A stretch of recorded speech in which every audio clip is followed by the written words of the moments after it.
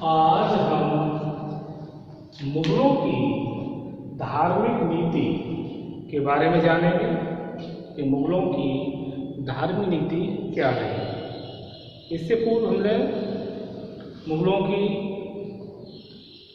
अन्य नीतियों को समझा।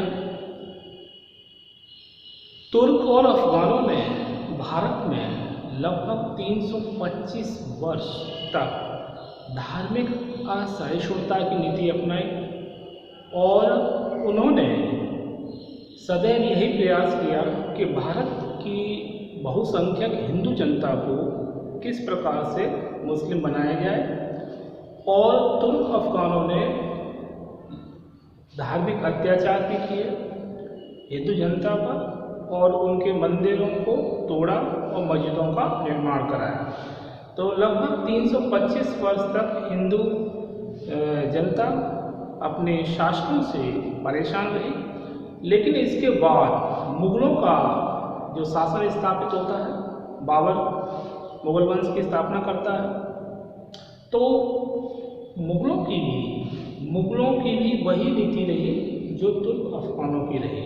मतलब जिहाद का नारा, इस्लाम धर्म की श्रेष्ठता स्थापित करना, हिंदू धर्म को नष्ट करना और हिंदुओं को धर्म परिवर्तन कराना, ये इस वंश की भी प्रमुख उद्देश्य रहा। क्योंकि बाबर और हुमायूं को ज़्यादा समय नहीं प्राप्त हो पाया था, क्योंकि ये अपने प्रशासनिक कार्यों और युद्धों में उलझे रहे, तो इन्होंने इस तरफ ज़्यादा विशेष ध्यान नहीं दिया।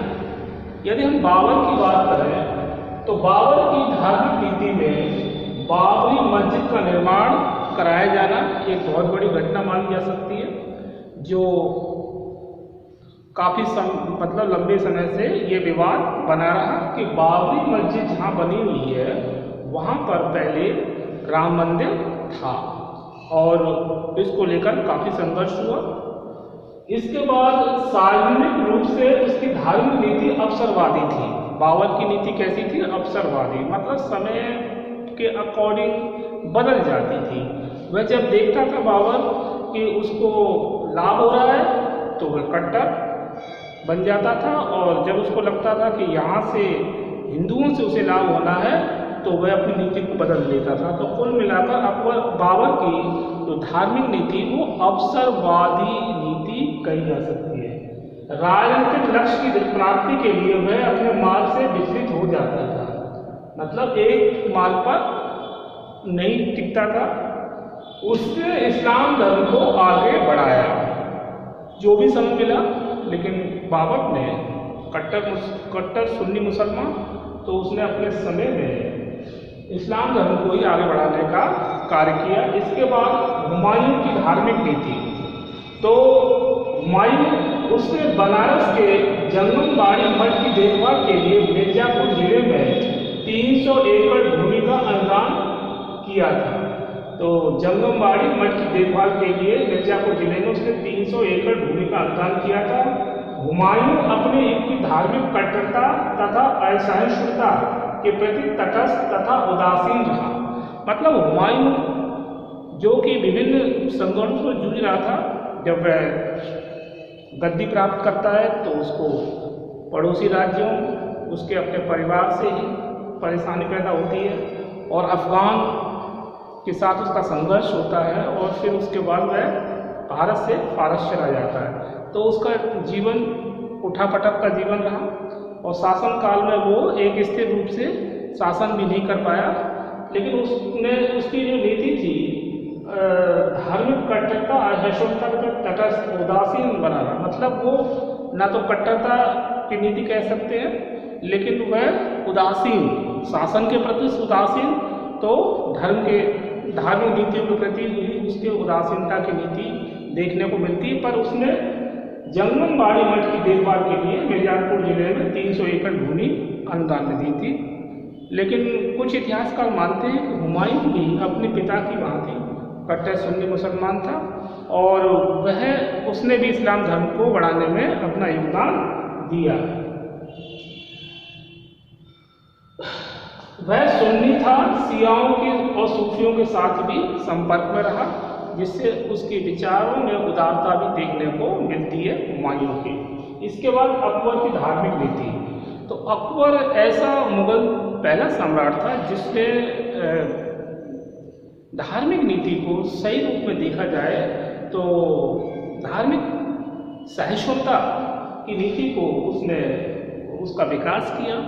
और अकबर ने यह अच्छी प्रकार से जान लिया था कि भारत में यदि लंबे समय तक शासन करना है तो बहुसंख्यक हिंदू राजा और जो प्रजा है उसकी प्रति धार्मिक उदारता की नीति अपनानी पड़ेगी, क्योंकि अगर प्रजा ही राजा के विरुद्ध हो जाएगी तो शासन करना इतना आसान नहीं रहेगा।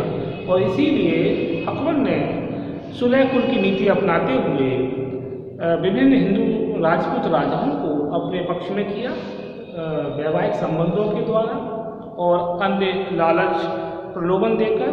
अकबर पर अबुल फजल और फैजी का भी विशेष मतलब उदारता में अपना योगदान देखने को मिलता है। इनके मतलब व्यवहार से भी अकबर के ऊपर अच्छा प्रभाव पड़ा। और अकबर जो कि बचपन से ही वह काफ़ी हिंदुओं के संपर्क में रहने के कारण उसके विचार भी काफ़ी उदार थे। उसकी माँ के भी उस पर अच्छे संस्कार देखने को मिलते हैं। तो इस प्रकार धार्मिक सहिष्णुता की नीति अकबर ने अपनाई। अब्दुल लतीफ ने उसे सुलह कुल का उसे पाठ पढ़ाया था। अब्दुल लतीफ ने उसे सुलह कुल मतलब आपसी विवादों का बैठकर निपटारा कर लेना ही ज़्यादा बुद्धिमानी होती है, ऐसा अब्दुल लतीफ ने बताया। हमीदा बानो माँ का भी अकबर पर विशेष प्रभाव रहा, क्योंकि वह शिया विचारधारा की महिला थी और वो शिया धर्म में आस्था थी उनकी। और उन्होंने कभी अकबर को किसी मतलब बात के लिए ऐसा कुछ दंडित नहीं किया। उन्होंने सदैव उदारता से अकबर से व्यवहार किया और अकबर भी अपनी माता हमीदा बानो को काफ़ी अधिक चाहता था। धार्मिक सहिष्णुता का विकास। तो धार्मिक सहिष्णुता का विकास हम उनकी अकबर की नीतियों के रूप में देख सकते हैं, जैसे कि इबादत खाना और धार्मिक सहिष्णुता। इसके बाद महजर की घोषणा। अकबर पर हिंदू धर्म का प्रभाव, अकबर पर पारसी धर्म का प्रभाव, जैन धर्म का प्रभाव, ईसाई धर्म का प्रभाव और अकबर की दीन इलाही, ये सब धार्मिक सहिष्णुता के रूप में अकबर की जो धार्मिक नीति को देखने को मिलती है। जैसे इबादत खाना और धार्मिक सहिष्णुता। 1575 ईस्वी में फतेहपुर सीकरी में इबादत खाने का निर्माण अकबर ने करवाया। 1575 ईस्वी में फतेहपुर सीकरी में इबादत खाने का निर्माण करवाया। 1578 ईस्वी में इबादत खाना सभी धर्मों के लिए खोल दिया गया। तो इबादत खाने से यहाँ तात्पर्य है कि अकबर यह जानना चाहता था विभिन्न धर्मों और इस्लाम धर्म की अच्छाइयों उनके संबंध में चर्चा करना उसके प्रमुख उद्देश्य रहा। और इसने बाद में क्या किया, 1578 ईस्वी में इबादत खाना सभी धर्मों के लिए आपसी विचार विमर्श और उस पर आपसी मतलब तर्क के द्वारा ये जानने की कोशिश की कि आखिर धर्म क्या चीज़ है, धर्म का मतलब मनुष्य दुरुपयोग कैसे करता है और धर्म जो संकीर्णता है, धार्मिक संकीर्णता को कैसे बढ़ावा मिलने लगता है। तो उसने यहाँ पर एक चर्चा का केंद्र बनाया इबादत खाना को। कभी कभी यहाँ पर काफ़ी संघर्ष की स्थिति उत्पन्न हो जाती थी, लेकिन इबादत खाना अकबर की धार्मिक सहिष्णुता का प्रतीक माना जा सकता है, जो अकबर द्वारा एक 1575 में इसका स्थापना करना एक बहुत बड़ी अकबर की उपलब्धि थी। इसके बाद मजहर की घोषणा। मजहर की घोषणा 2 सितंबर 1579 ईस्वी में प्रमुख उलेमाओं द्वारा हस्ताक्षरित एक घोषणा पत्र जारी किया गया, जिसमें अकबर को शरा या मुस्लिम विधि विधानों का मुख्य व्याख्याकार और निर्णायक घोषित किया गया। ठीक है, इस घोषणा पत्र को मजहर कहा जाता है। मजहर से हमारा क्या तात्पर्य है कि 2 सितंबर 1579 ईस्वी को प्रमुख उलेमाओं द्वारा हस्ताक्षरित एक घोषणा पत्र जारी किया गया, जिसमें अकबर को शरा या मुस्लिम विधि विधानों का मुख्य व्याख्याकार और निर्णायक घोषित किया गया। इस घोषणा पत्र को मजहर कहा जाता है। तो 1579 ईस्वी में यह घोषणा पत्र जारी किया गया, जिसे मजहर कहा जाता है। मतलब अकबर को एक प्रमुख व्यक्ति के रूप में शरा मुस्लिम विधि विधानों का मुख्य व्याख्याकार बनाया गया और उसके नाम पर खुतबा पढ़ा गया। इसके बाद अकबर पर हिंदू धर्म का प्रभाव। तो अकबर बचपन से उदार, उसके बाद उसने वास्तविक रूप से सत्ता संभाली, तब भी उसके मन में दूसरे धर्म के प्रति विशेष प्रेम भाव था। उसने हिंदू धर्म के विभिन्न त्योहारों में भी भाग लेना आरंभ कर दिया था। उसने जैसे होली, दिवाली, दशहरा, रक्षाबंधन आदि त्योहारों को मनाने की पूरी छूट दे दी थी और वह स्वयं भी इन त्योहारों में भाग लेता था। एक बार जब एक घटना ही है कि जब उसकी अकबर की माता की मृत्यु हो जाती है, तो वह हिंदुओं की भांति अपनी माता के शोक में अपना सिर मुड़वाता है। तो ये अकबर की एक बहुत उदारता नीति अकबर से देखने को मिलती है कि किस प्रकार वह हिंदू धर्म के प्रभाव में था और उसकी जो हिंदू रानियाँ थी उसके लिए भी उसने अपने किले में पूजा गृह का निर्माण करवाया, जैसे जोधाबाई का उदाहरण देखने को मिलता है। और उसने कभी उसके नवरत्नों में भी जैसे कि बीरबल और तानसेन और मानसिंह जैसे नवरत्न शामिल थे, जिसमें उसने हिंदुओं को भी वरीयता दी। उसका मानना था कि यदि हम एक धर्म को ही महत्व देते रहेंगे तो इससे क्या संतुलन नहीं रहता है, राज्य का संतुलन बिगड़ जाता है, इसलिए सभी को समान रूप से महत्व देना अति आवश्यक है। तो उसने हिंदू धर्म के प्रति ऐसी ही नीति अपनाई। अकबर पर पारसी धर्म का प्रभाव। अब पारसी धर्म में कैसे अकबर पर प्रभाव पड़ा? मेहर जी राणा से प्रभावित होकर अकबर ने पारसी के नौरोज तथा अन्य 14 त्योहारों को उसने अपना लिया था। मेहर जी राणा से प्रभावित होकर उसने नौरोज तथा अन्य 14 त्योहारों को उसने अपना लिया और 1582 ईस्वी में पारसी शब्दकोश 9 शेर खां द्वारा तैयार करवाया गया। तो मेहर जी राणा से वह प्रभावित अकबर काफ़ी हुआ और वो उनके मतलब महल में काफ़ी समय तक रहे और उनके जो नौरोज तथा 14 त्योहारों को उसने अपना लिया था। तो ये एक बहुत बड़ी बात कही जा सकती है कि एक सम्राट दूसरे धर्म की बातों को अपनाए। 1582 ईस्वी पारसी शब्दकोश 9 शेर खां द्वारा तैयार करवाया गया। जैन धर्म का प्रभाव। अकबर धार्मिक सहिष्णु क्यों बना? उसका जैन धर्म का भी अपना विशेष योगदान माना जा सकता है। हरविजय सूरी को अकबर ने फतेहपुर सीकरी में आमंत्रित किया। हरविजय सूरी जो कि एक विद्वान और संत पुरुष, तो फतेहपुर सीकरी में आमंत्रित किया। वे अपने शिष्यों भानुचंद्र और शांति चंद्र के साथ आगरा पहुंचे। मतलब इनके 2 शिष्य थे, सूरी के भानुचंद्र और शांति चंद्र के साथ आगरा पहुंचे। अकबर ने सूरी से प्रभावित होकर जगत गुरु की उपाधि दी। मतलब हरिविजय सूरी को जगत गुरु की उपाधि दी और शिष्यों को उपाध्याय की पदवी दी। 1585 ईस्वी के बाद अकबर ने मांसाहार सीमित कर दिया था। जैसा कि हम जानते हैं कि जैन धर्म में पूर्ण रूप से मांसाहार वर्जित है। और जैन जो कि कठोरता से धर्म का पालन करते हैं, तो अकबर भी जब हरविजय सूरी के संपर्क में आया तो उसने मांस भक्षण को काफ़ी कम कर दिया था। उसका मानना था कि जीवन को पवित्र बनाना ही व्यक्ति का अंतिम लक्ष्य होना चाहिए। ईसाई धर्म का प्रभाव 1578 ईस्वी में अकबर ने चटगांव के जूलियन परेरा नामक ईसाई विद्वान को आमंत्रित किया, और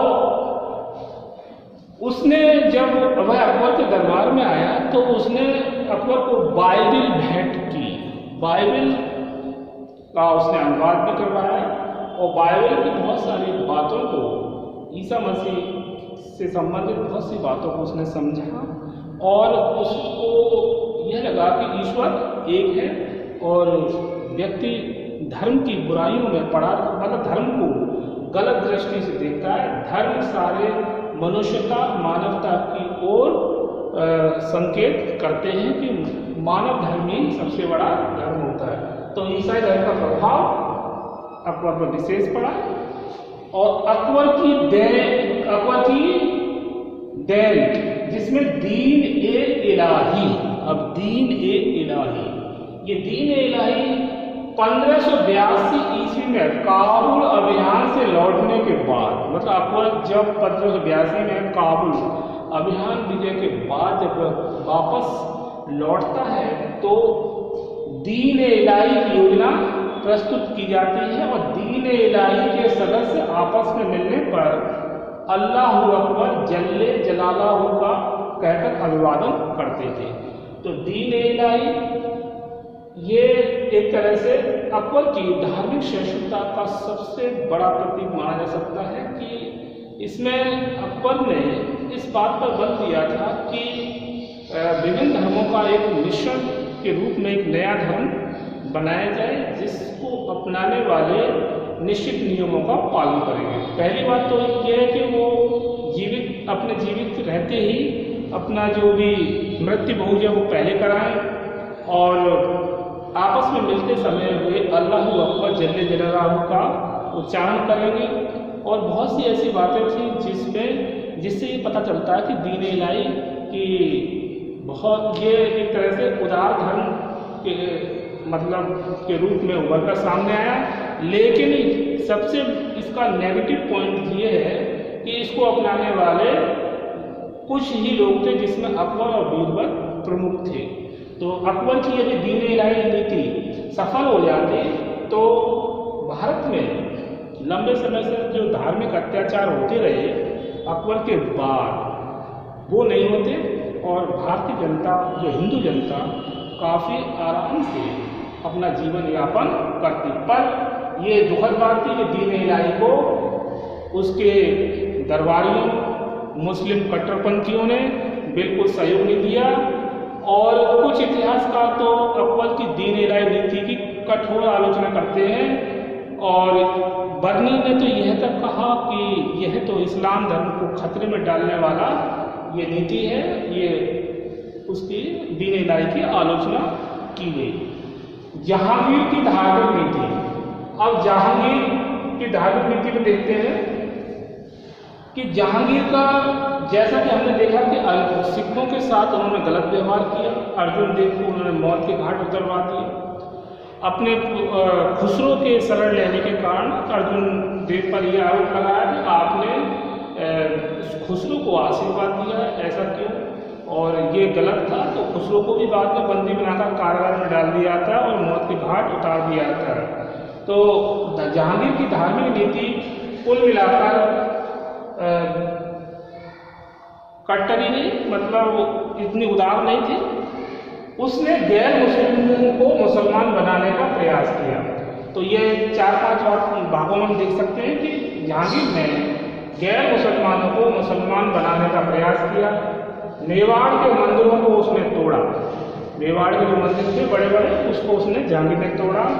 सिखों के साथ अपमानजनक कार्य किया।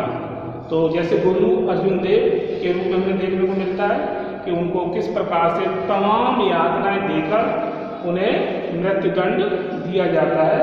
तो ये जहांगीर की बहुत कट्टर नीति थी, मतलब दूसरे धर्मों के प्रति। जैनियों के साथ उसका व्यवहार खेदजनक रहा। अब जैसे अकबर ने तो जैनियों के साथ अच्छा व्यवहार किया और हरिविजय सूरी को उसने जगत गुरु की उपाधि भी दी और लेकिन और मांसाहार सीमित कर दिया, लेकिन जहांगीर ने दोबारा से वही धार्मिक कट्टरता की नीति अपनाते हुए जैनियों के साथ विद्रोह व्यवहार करना शुरू कर दिया। और यह जहांगीर की एक असहिष्णुता की नीति मानी जा सकती है, धार्मिक असहिष्णुता की नीति।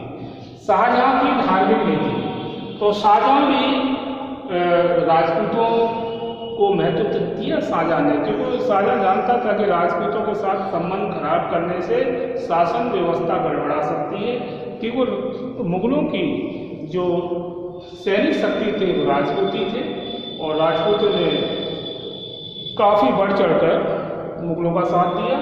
तो शाहजहां ने फिर भी धार्मिक कट्टरता की नीति अपनाते हुए इस्लाम धर्म को आगे बढ़ाया और विधर्मियों का नाश किया और दूसरे धर्म के लोगों को उसने कभी वरीयता नहीं दी। जैसे कि देखने को मिलता है कि जजिया कर उसने नहीं लगाया, मतलब शाहजहां ने जजिया कर तो नहीं लगाया किंतु तीर्थ यात्रा कर लगाया, मतलब जो लोग तीर्थ करने जाते थे उनको टैक्स देना पड़ता था। इसका उद्देश्य यही था कि किसी भी प्रकार से अन्य धर्मों के लोगों को अधिक से अधिक धार्मिक कार्यों से वंचित किया जाए ताकि वो इस्लाम धर्म की तरफ प्रेरित हो। 1633 ईस्वी में बनारस में बने नवनिर्मित मंदिरों को गिराने का आदेश दिया। 1633 ईस्वी में जो नए मंदिर बने थे उनको गिराने का उसने आदेश दिया। उसने उसके समय में 189 मनसबदारों में से 35 हिंदू मनसबदार थे। तो मतलब सैनिक दृष्टि से तो उसने राजपूतों को सहयोग दिया, लेकिन धार्मिक दृष्टि से उसने किसी को ज़्यादा सपोर्ट नहीं किया और उसका उद्देश्य इस्लाम धर्म को अधिक से अधिक बढ़ाना था। इसके बाद आता औरंगजेब की धार्मिक नीति। तो औरंगजेब जो कि संकालू और कट्टर सुन्नी मुस्लिम शासक, तो उसने कभी हिंदुओं के प्रति उदारता की नीति नहीं अपनाई। हिंदू मंदिरों और मूर्तियों को उसने तोड़वाया। जैसे उदाहरणों के लिए बनारस के विश्वनाथ मंदिर, मथुरा के केशव देव मंदिर और पाटन के सोमनाथ मंदिर को उसने ध्वस्त कराया। तो ये इससे प्रमाणित होता है कि अकबर किस प्रकार से हिंदू धर्म के प्रति नफरत की भावना रखता था। बनारस के विश्वनाथ मंदिर, मथुरा के केशव देव मंदिर, पाटन के सोमनाथ मंदिर को उसने ध्वस्त करवाया। जजिया कर दोबारा उसने लगा दिया। जजिया कर ये ऐसा कर था जो गैर मुस्लिमों को देना पड़ता था। मुसलमानों से इस कर को नहीं वसूला जाता था, जिससे कि गरीब हिंदू जो जनता थी यानी प्रजा थी वो काफ़ी परेशान थी। उन्हें इस बात का ही टैक्स देना पड़ता था कि वो मुस्लिम नहीं है, हिंदू हैं या अन्य धर्म के लोग हैं। तो इसने प्रजा की आर्थिक कठिनाइयों को बढ़ा दिया था। ये जजिया कर बीच में ये हटा दिया जाता है, लेकिन ध्यान औरंगजेब दोबारा से हिंदुओं पे या दूसरे धर्म के लोगों पे लगा देता है। हिंदू विरोधी कार्य उसने हिंदुओं के जैसे धार्मिक त्योहारों होली, दिवाली, दशहरा, रक्षाबंधन, तुलादान, माथे पे टीका लगाना, पालकी पे चलना, घोड़े पे चलना, संगीत का आयोजन, इन सभी पर औरंगजेब ने प्रतिबंध लगा दिया था। और उसका उद्देश्य यही था कि जो उसके प्रजा है वो इस्लाम के अनुसार ही अपना जीवन यापन करे और अपने धर्म को छोड़े। उसने नबी जो मंदिर थे उनको भी तोड़वाया। उसने मंदिरों की मरम्मत पर भी रोक लगा दी, जिससे कि मंदिर अपने आप ही खंडर हो जाएं।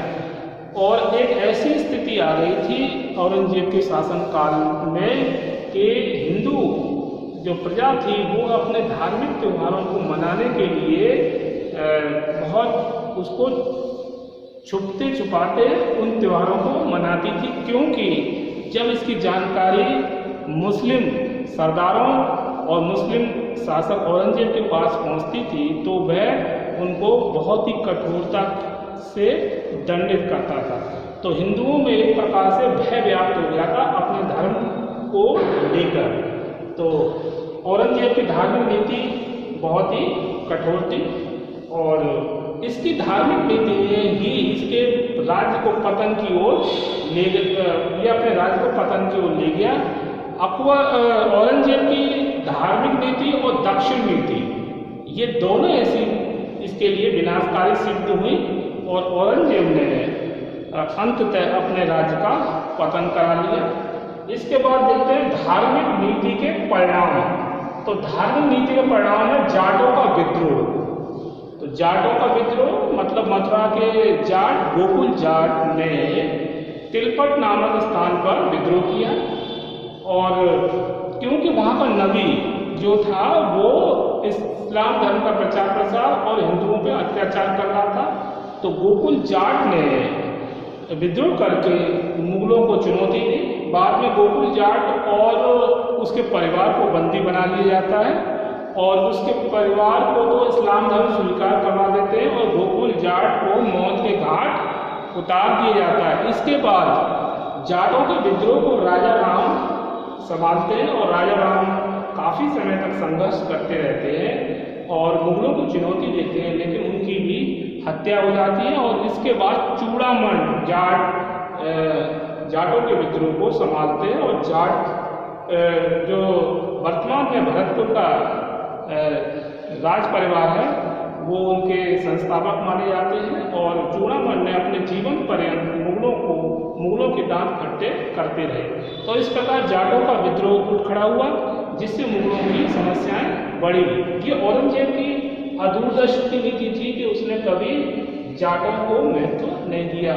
तो ये और धार्मिक नीति के परिणाम में जाटों का विद्रोह एक तरह से हिंदू राजा का एक बहुत बड़ा मतलब विरोध माना जा सकता है और जाटों ने मुगलों को हमेशा चुनौती देते रहे और वो अपनी नीतियों में सफल भी रहे। इसलिए जाटों का इतिहास में गौरवशाली इतिहास रहा है और जाटों ने कभी मुगलों से हार नहीं मानी। ये बात अलग है कि उनको भारतीय राजाओं द्वारा सहायता या उनको सहयोग नहीं प्राप्त हो पाया, लेकिन जाटों का मुगल काल में अपना गौरवपूर्ण इतिहास है। इसके बाद सतनामी एवं सिखों के विद्रोह। तो सतनामी एवं सिखों के विद्रोह में हम देखते हैं कि सतनामी जो कि काफ़ी उदार और धार्मिक जीवन जीने वाले थे, ये एकेश्वरवाद में विश्वास करते थे। लेकिन एक बार एक मुगल अधिकारी से एक सतनामी का झगड़ा हो जाता है, तो झगड़ा इतना बढ़ जाता है कि सतनामी उस मुगल अधिकारी की हत्या ही कर देते हैं। जब यह बात प्रशासन के पास पहुंचती है तो बड़ी मतलब हलचल पैदा हो जाती है और यह भी बताया जाता है कि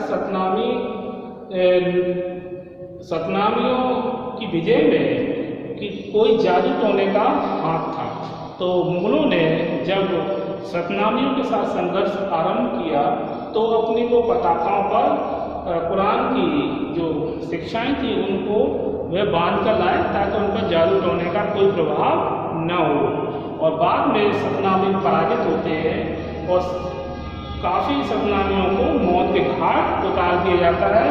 तो सतनामियों ने विद्रोह तो किया लेकिन उनको बाद में असफलता प्राप्त होती है। सिखों के विद्रोह के रूप में हम देखें तो मुगलों और सिखों के मध्य कभी आपसी मतलब सहयोग की नीति नहीं रही और जहांगीर ने तो अर्जुन देव को दंडित करके यह दिखला दिया था कि वह किस प्रकार से अन्य धर्मों के प्रति कठोरता की नीति अपना रहा है। और औरंगजेब काल में भी सिखों और मुगलों के मध्य पारस्परिक अच्छे संबंध नहीं रहे और सिखों को विभिन्न तरीके से परेशान किया गया और औरंगजेब ने तो इस बात पर भी बल दिया था कि किसी भी प्रकार से सिखों को इस्लाम धर्म स्वीकार कराया जाए, पर सिखों ने अपनी आन बान शान के लिए मरना मंजूर किया, सर कटाना मंजूर किया, पर इस्लाम धर्म को स्वीकार नहीं किया और खालसा पंथ की स्थापना हुई और सिखों ने एक विशाल मतलब सैन्य संगठन का निर्माण किया। तो आज हमने देखा कि मुगलों की धार्मिक नीति में बाबर की धार्मिक नीति, हुमायूं की धार्मिक नीति, अकबर की धार्मिक नीति और धार्मिक सहिष्णुता का विकास, इबादत खाना और धार्मिक सहिष्णुता अकबर की, फिर मजहब की घोषणा, अकबर पर हिंदू धर्म का प्रभाव, अकबर पर पारसी धर्म का प्रभाव, जैन धर्म का प्रभाव, ईसाई धर्म का प्रभाव, अकबर की दीन इलाही की नीति, दीन इलाही और अकबर की धार्मिक नीति, शाहजहां की धार्मिक नीति, औरंगजेब की धार्मिक नीति और धार्मिक नीति के परिणाम में जाटों का विद्रोह, सतनामी का विद्रोह, इन सिखों का विद्रोह। तो आज हमने मुगलों की धार्मिक नीति के बारे में विस्तार से जाना। इसके आगे हम नेक्स्ट वीडियो में नेक्स्ट टॉपिक को समझेंगे। ओके।